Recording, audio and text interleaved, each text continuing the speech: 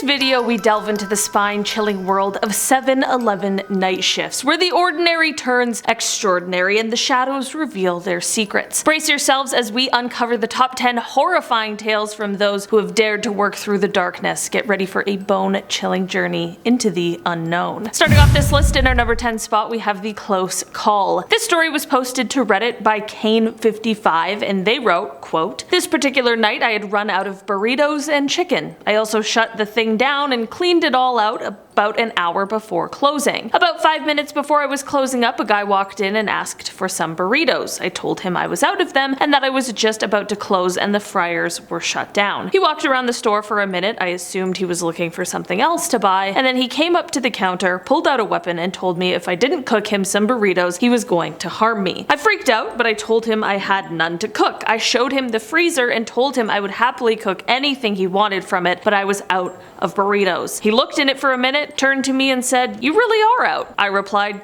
'Yeah.' He then put the weapon away and left the store." In our number 9 spot today, we have the bad driver. This story was posted to Reddit by the user novelty_bone, and they wrote, quote, "There was the time a woman drove her car into the 7-Eleven I worked overnights at. All started when a guy no-called, no-showed again. I get called in so the guy doesn't have to work 24 hours straight. Goes well, I'm tired, counting cash, 4 a.m., and all of a sudden I hear a loud noise behind me. Then the rack of cigarettes behind me rains down on me like a waterfall. Once the cigarettes stopped, I used colorful language to ask what was happening, to myself, but out loud, and go check outside. There's a Jeep pulled back into the spot. I check if the driver's okay, and she is, but I hear through her phone that didn't seem to be on speaker, 'How the bleep did you crash into a 7-Eleven?' So I call the cops and the owner. It all gets worked out, but when the cops arrived, they first laughed, then breathalyzed and alphabet tested the woman to see if she was intoxicated. She was not, just a tired/bad driver. I'm betting bad based on the phone call I overheard." In our number 8 spot today, we have the terrifying encounter. This Reddit story was posted by the user I am working AMA, and they started off their story by explaining that they had a lot of regulars who seemed to be going through difficult times and maybe struggling from some substance use issues, but that most of them weren't troublesome or violent. They go on to write that one of these regulars comes into the store where they work and he, quote, "wanders around the aisles, occasionally looking over and staring at me for 10 seconds or so each time. After the last customer leaves, he comes up and pulls out a small pocket blade, the Swiss Army kind, looks at me and says, 'I was supposed to do something very bad to you, but I decided not to, I think,' all while opening and closing this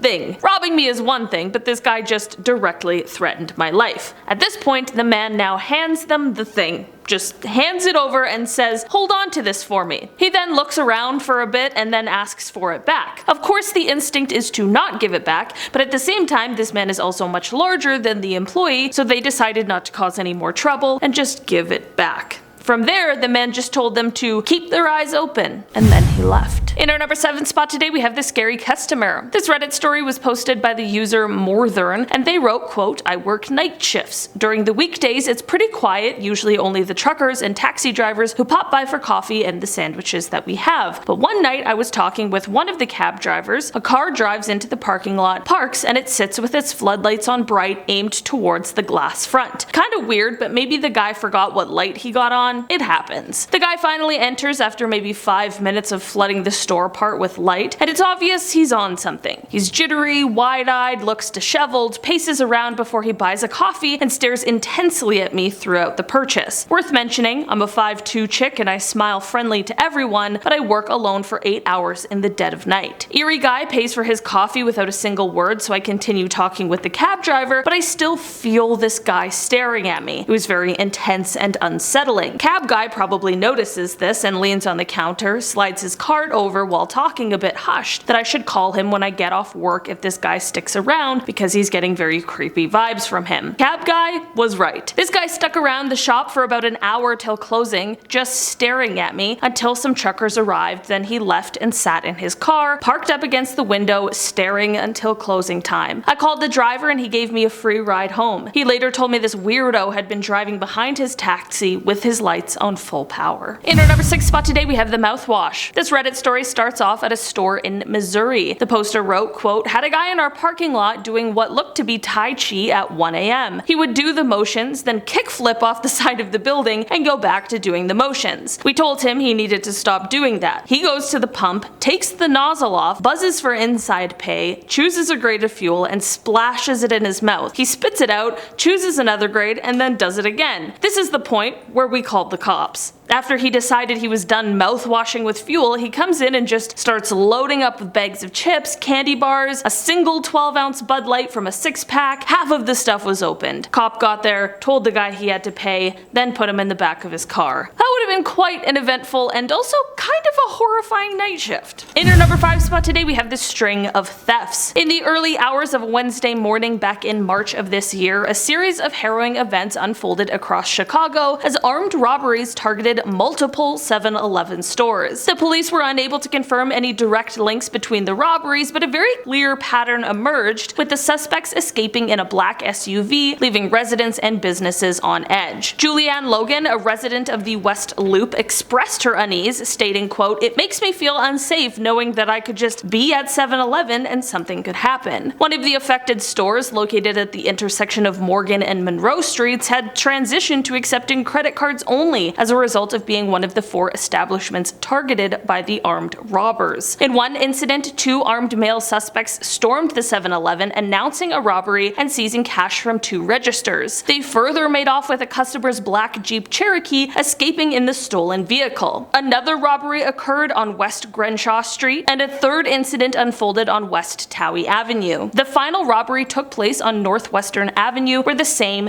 pattern repeated itself. 2 armed individuals, cash stolen, and a swift escape in a black SUV. Although no injuries were reported, thankfully, the lack of apprehension in connection with these crimes has heightened concerns. Area 3 detectives were left to piece together the puzzle, conducting a very thorough investigation. In our number 4 spot today, we have the weird regular. This story was posted by the Reddit user Smalls244, and they wrote about working at a store in a really small town. They then go on to explain that they would often have a customer at the store who had a glass eye and who would walk around with a 5-gallon bucket of pickled pig's feet. Quote, "The pig's feet were submerged in this pink juice that would splash all over the damn place when he walked around. Not to mention that during the summer, the bucket would reek." So, one of my first days on the job, he came into the gas station to buy a tall boy Bud Ice. I rang him up and he plunged his hand down into the bucket and pulled out a pig's foot, in which he slammed onto the counter. After a bit of back and forth explaining that pig's feet were not a form of currency, I just gave in and let him have the $2 beer. I paid for it myself. So, about once a week, he would walk in and we would have this pickled pig foot Bud Ice understanding. Other customers in line would lose their minds after seeing this deal go down. I'd throw the pig's feet in the woods out back where the stray cats would eat them. It was a whole ecosystem of weirdness. In our number 3 spot today, we have the creepy customer. This creepy story, posted to Reddit by user Heavy Blossoms, is just another reminder of the terrifying world of social media. They wrote, quote, "I go by my nickname at work and have my real name on Facebook. A customer found and friend requested me somehow. I used to think it was my name on the receipt, but I'm more inclined to think he looked up the business and went through the members/likes/whatever section, hundreds of people, until he found me. He sent me a message that said,